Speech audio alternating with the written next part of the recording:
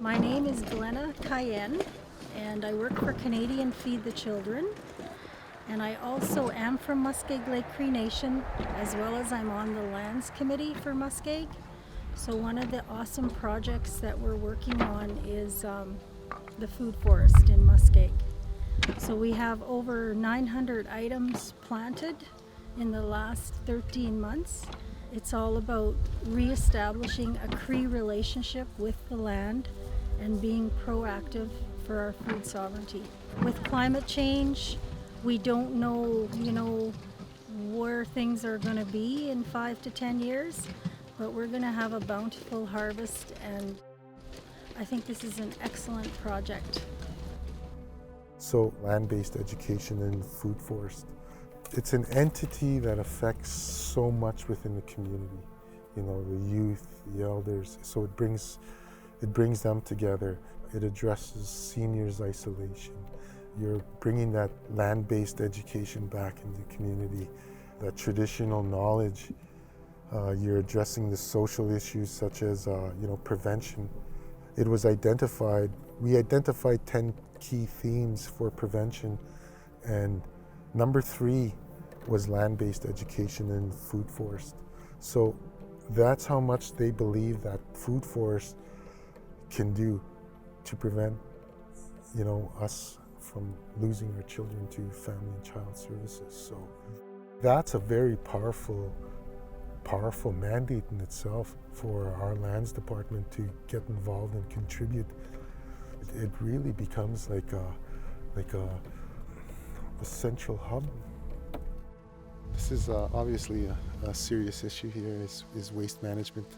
This is a legacy issue. Prior to Muskeg Lake signing on to land code, and this is common amongst First Nations, where dump sites were created without proper permitting due process.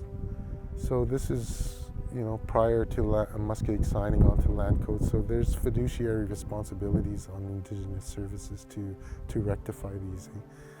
And prior to signing on to land code, the process is that, these sites would have been cleaned, and then a clean bill of health to the land would be issued in some certification process, and then the lands would be transferred over to Muskeg Lake to manage, and then we would of course create our own environmental law and other associated laws to deal with environment. And we're still trying to figure out ways how we're going to be able to rectify and decommission the site.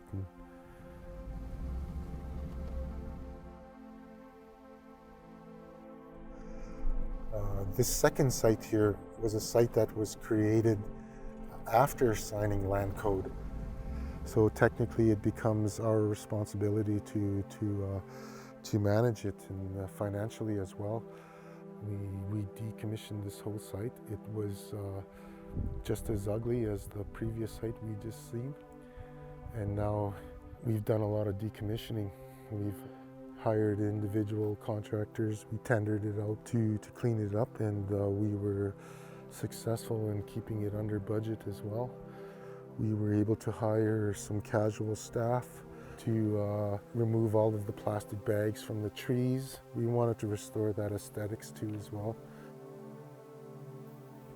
So what you're looking at here is the future of Muskeg Lake's solid waste transfer station. We'll have an opportunity here to implement waste management. It'll contribute to our environmental management plan. It'll help to ensure that our source water protection plan action items have been addressed, ensuring that those waters are protected. It'll also encourage education and awareness to recycle, reduce, and reuse our waste. Also to look at our waste as a potential revenue resource. And another good thing was it was the kids at the school that really pushed for garbage cleanup day, hazardous waste cleanup day. They were the ones that actually phoned the lands department asking to do this, and so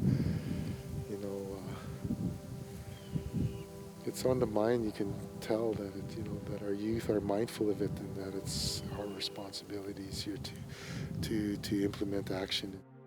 I'm very happy, and I'm very proud of Muskeg Lake for allowing me to do this, and I hope that fruits and benefits come to Muskeg Lake from having that mentality and mindset.